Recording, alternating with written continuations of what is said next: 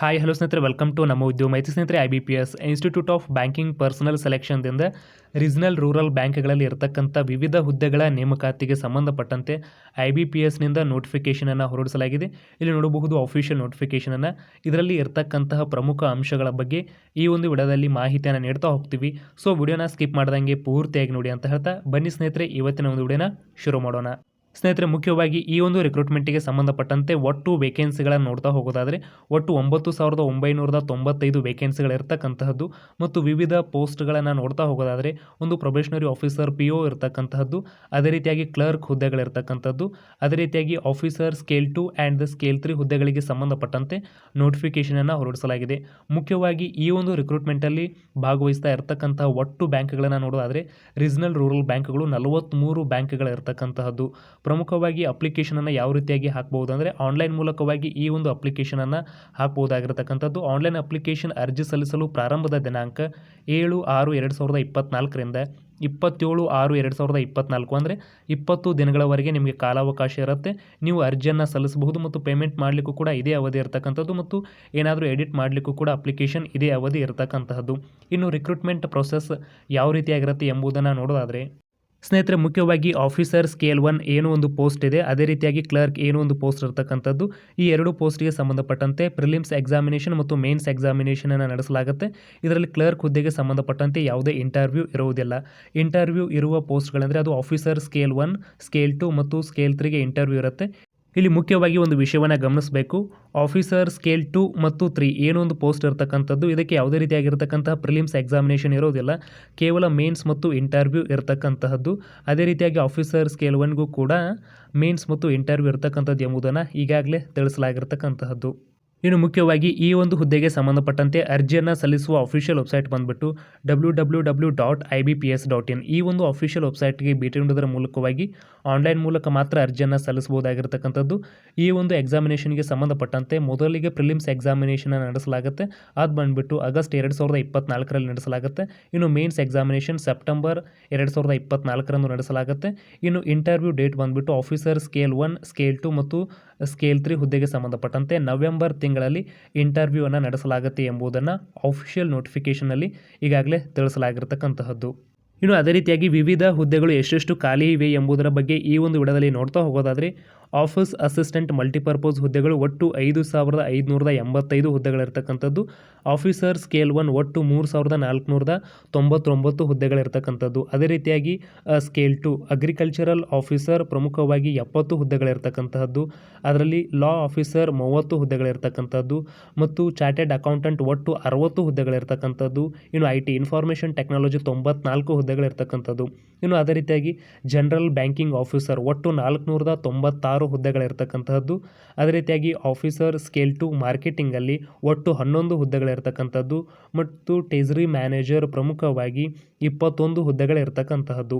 ಅದೇ ರೀತಿಯಾಗಿ officer scale 3 ಏನಿರ್ತಕ್ಕಂಥದ್ದು ಒಟ್ಟು 129 ಹುದ್ದೆಗಳಿರ್ತಕ್ಕಂತಹದ್ದು. ಒಟ್ಟು 9,995 ಹುದ್ದೆಗಳನ್ನು ವಿಂಗಡಣೆ ಮಾಡಲಾಗಿರ್ತಕ್ಕಂಥದ್ದು. ಇದರಲ್ಲಿ ಕರ್ನಾಟಕಕ್ಕೆ ಇರತಕ್ಕಂತಹ ಪೋಸ್ಟ್ಗಳು ಮತ್ತು ಯಾವ ಕೆಟಗರಿಗೆ ಎಷ್ಟೆಷ್ಟು ಪೋಸ್ಟ್ಗಳು ಇರತಕ್ಕಂಥದ್ದು ಎಂಬುದರ ಸಂಪೂರ್ಣವಾದ ವಿವರವನ್ನು ಆಫಿಷಿಯಲ್ ನೋಟಿಫಿಕೇಷನ್ ನೀಡಲಾಗಿದ್ದು, ಈ ಒಂದು ವಿಡಿಯೋದ ಕೆಳಗಿರುವ ಡಿಸ್ಕ್ರಿಪ್ಷನ್ ಬಾಕ್ಸ್ಗಳಿಗೆ ಆಫಿಷಿಯಲ್ ನೋಟಿಫಿಕೇಷನ್ ಲಿಂಕ್ ಇರುತ್ತೆ. ಅಭ್ಯರ್ಥಿಗಳು ಡೌನ್ಲೋಡ್ ಮಾಡ್ಕೊಳ್ಳೋದ್ರ ಮೂಲಕವಾಗಿ ನೋಡ್ಕೊಳ್ಬಹುದು. ಮುಖ್ಯವಾಗಿ ಅಭ್ಯರ್ಥಿಗಳು ಕರ್ನಾಟಕಕ್ಕೆ ಅಷ್ಟೇ ಅಲ್ಲದೆ ಬೇರೆ ರಾಜ್ಯಗಳಿಗೂ ಕೂಡ ಅರ್ಜಿಯನ್ನು ಸಲ್ಲಿಸಬಹುದಾಗಿದ್ದು, ಪ್ರಮುಖವಾಗಿ ಆ ಒಂದು ರಾಜ್ಯದ ಲೋಕಲ್ ಲ್ಯಾಂಗ್ವೇಜ್ ಏನಿರುತ್ತೆ ಆ ಒಂದು ಲೋಕಲ್ ಲ್ಯಾಂಗ್ವೇಜ್ ಗೊತ್ತಿದ್ದರೆ ಬೇರೆ ರಾಜ್ಯಗಳಿಗೂ ಕೂಡ ಅರ್ಜಿಯನ್ನು ಸಲ್ಲಿಸಬಹುದಾಗಿರ್ತಕ್ಕಂಥದ್ದು.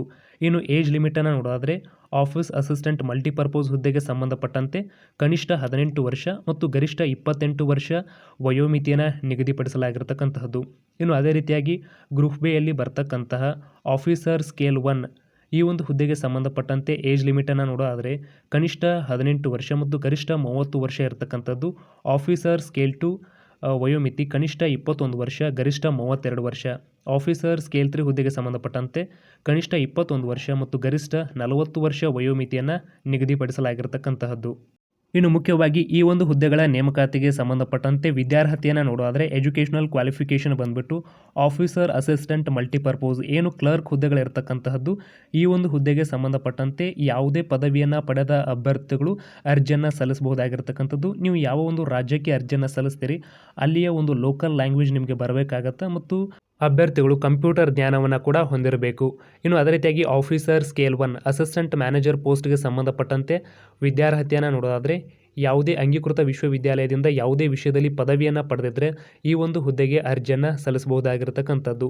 ಇನ್ನು ಆಫೀಸರ್ ಸ್ಕೇಲ್ 2 ಈ ಒಂದು ಹುದ್ದೆಗೆ ಸಂಬಂಧಪಟ್ಟಂತೆ ಯಾವುದೇ ಪದವಿಯನ್ನು ಪಡೆದಿರಬೇಕು, ಜೊತೆಗೆ ನಿಮ್ಮ ಪದವಿಯಲ್ಲಿ ಅಂಕಗಳು 50% ಇರಬೇಕು, ಜೊತೆಗೆ 2 years experience in any finance institution, ಬ್ಯಾಂಕಲ್ಲಾಗಿರಬಹುದು ಅಥವಾ ಯಾವುದೇ ಹಣಕಾಸು ಸಂಸ್ಥೆಗಳಲ್ಲಿ 2 ವರ್ಷದ ಅನುಭವವನ್ನು ಹೊಂದಿರಬೇಕು ಎಂಬುದನ್ನು ನೀಡಲಾಗಿರ್ತಕ್ಕಂಥದ್ದು. ಮುಖ್ಯವಾಗಿ ಈ ಒಂದು ಎಜುಕೇಷನಲ್ ಕ್ವಾಲಿಫಿಕೇಷನ್ ಏನಿರ್ತಕ್ಕಂಥದ್ದು ಇದು ಅರ್ಜಿಯನ್ನು ಸಲ್ಲಿಸುವ ಕೊನೆಯ ದಿನಾಂಕ ಆಗಿರ್ತಕ್ಕಂತಹ 27/6/2024 ಒಳಗಾಗಿರಬೇಕು. ಇನ್ನು ಮುಖ್ಯವಾಗಿ ಈ ಒಂದು ನೇಮಕಾತಿಗೆ ಸಂಬಂಧಪಟ್ಟಂತೆ ಎಕ್ಸಾಮ್ ಪ್ಯಾಟರ್ನ್ ಕುರಿತು ನೋಡೋದಾದರೆ IBPS RRB ಕ್ಲರ್ಕ್ ಹುದ್ದೆಗೆ ಸಂಬಂಧಪಟ್ಟಂತೆ ಕೇವಲ ಪ್ರಿಲಿಮ್ಸ್ ಎಕ್ಸಾಮಿನೇಷನ್ ಮತ್ತು ಮೇನ್ಸ್ ಎಕ್ಸಾಮಿನೇಷನ್ ನಡೆಸಲಾಗುತ್ತೆ. ಯಾವುದೇ ರೀತಿಯಾಗಿರ್ತಕ್ಕಂತಹ ಇಂಟರ್ವ್ಯೂ ಇರುವುದಿಲ್ಲ. ಇದು ಮಲ್ಟಿಪಲ್ ಚಾಯ್ಸ್ ಕ್ವಶನ್ಸನ್ನು ಹೊಂದಿರತಕ್ಕಂತಹದ್ದು. ಆಫೀಸರ್ ಸ್ಕೇಲ್ 1, ಸ್ಕೇಲ್ 2 ಮತ್ತು ಸ್ಕೇಲ್ 3 ಹುದ್ದೆಗೆ ಸಂಬಂಧಪಟ್ಟಂತೆ ಇಂಟರ್ವ್ಯೂ ಕೂಡ ಇರತಕ್ಕಂತಹದ್ದು ಮತ್ತು ಮೇನ್ಸ್ ಕೂಡ ಇರತಕ್ಕಂಥದ್ದು. ಅದರಲ್ಲಿ ಆಫೀಸರ್ ಸ್ಕೇಲ್ 2 ಮತ್ತು ಸ್ಕೇಲ್ 3ಗೆ ಕೇವಲ ಮೇನ್ಸ್ ಎಕ್ಸಾಮಿನೇಷನ್ ಮಾತ್ರ ಇರತಕ್ಕಂತಹದ್ದು.